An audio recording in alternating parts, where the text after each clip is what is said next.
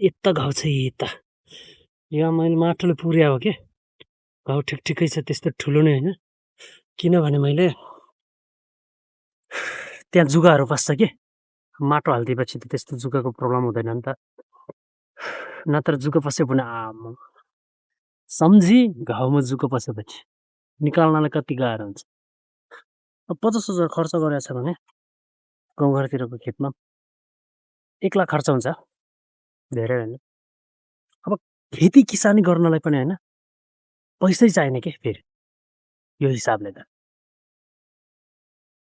अब त्यो पैसा भएको मान्छेले होइन त्यस्तो खेती किसानी कसले गर्छ अब होइन। अहिले त मान्छेहरूले बिस्तारै बिस्तारै होइन बुझे हो कि अल्छी लाग्यो हो कि के हो होइन, बाजाहरू धेरै छोडिसकेको छ कि। पृथ्वी यसो छड्के पार्यो भने बरु होइन ठुलो ठुलो गह्रा हुन्थ्यो कि पहाडतिर चाहिँ। गह्राभन्दा त्यो भित्ता ठुलो के, सबै धनी लगभग डबल बढ्थ्यो कि सबैको खेताहरू। पृथ्वी छड्के बनाइदियो भने, यस्तो बनाइदियो भने।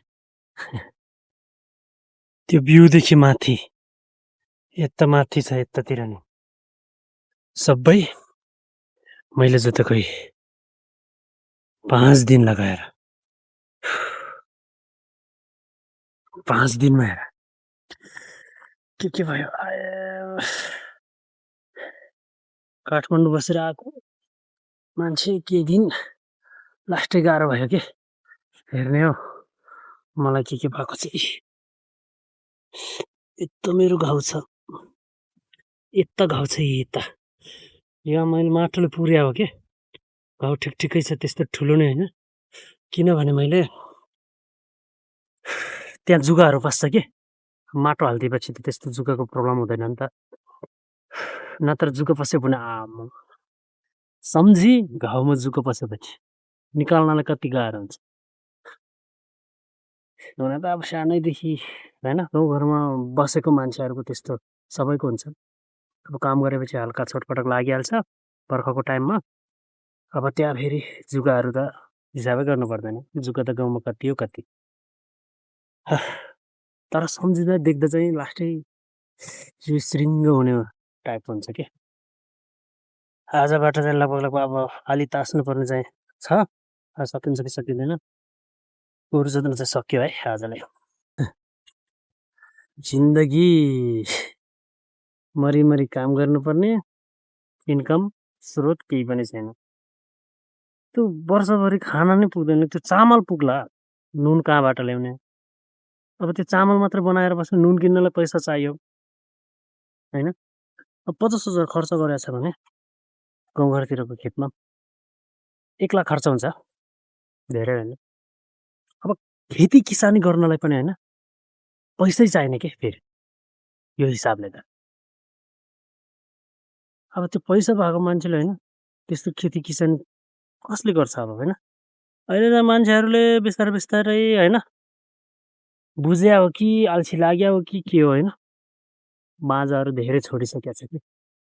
अब केही टाइम पछि होइन अब फेरि हाम्रो हाम्रो बाउको होइन जेनेरेसनको मान्छेहरूले नगर बरु पैसा दिन्छु भन्दा पनि नमान्ने कि। अब त्यस्तो कि गर्नै पर्ने छ जबरजस्ती दुःख। अब दिहाडी गऱ्यो भने त बरु पैसा आउँछ होइन, यसबाट पैसा चाहिँ छैन क्या। टाइम पास एक हिसाबले टाइम पास, तर पेलाइ चाहिँ गोरुकै हुन्छ है। फेरि गोरुलाई नै पेलाइ भइरहेछ, हामीलाई नै पेलाइ भइरहेछ। गोरुहरू अब आधुनिकीकरण गर्नु पर्यो भनौँ भने यस्तामा के को आधुनिकीकरण हुन्छ। यस्तो खेत होइन, खेतभन्दा त्यो गह्राभन्दा अग्लो हुन्छ कि त्यो के भन्ने अब त्यो घाप्पालाई के भन्छ त्यो गार, त्यो अग्लो हुने। पृथ्वी यसो छड्के पार्यो भने बरु होइन ठुलो ठुलो गह्रा हुन्थ्यो कि पहाडतिर चाहिँ। गह्राभन्दा त्यो भित्ता ठुलो के, सबै धनी लगभग डबल बढ्थ्यो कि सबैको खेताहरू। पृथ्वी छड्के बनाइदियो भने, यस्तो बनाइदियो भने। गह्रा त्यसैले अहिले के भन्छ त्यो अहिले कुना खन्द त्यो भित्ताको झाराहरू तास्नु पर्यो त्यसमा धेरै टाइम लाग्छ कि अलि तास्नलाई भन्दा एक हिसाबले त अब पुर्खादेखि चलिआएको होइन अझैसम्म चेन्ज भएको छैन त्यही छ हामी 17औं 18औं शताब्दीदेखि त्यही छ खेती किसानीको मामलामा है